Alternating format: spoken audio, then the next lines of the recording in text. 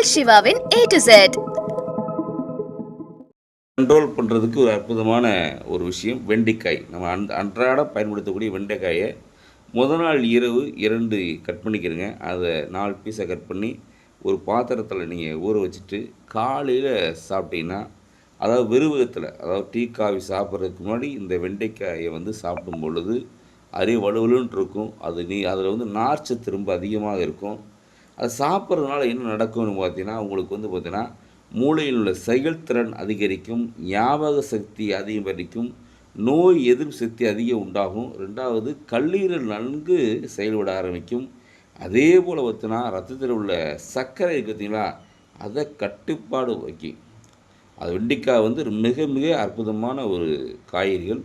அதில் நைட்டு இரவு ஊற வச்சு அதை சாப்பிட்டீங்கன்னா உங்கள் சர்க்கரை அளவு கண்டிப்பாக கட்டுக்குள்ள வரும். இந்த சேனலை பார்க்குறவங்க லைக் பண்ணி, ஷேர் பண்ணி, சப்ஸ்கிரைப் பண்ணுங்கள். நன்றி.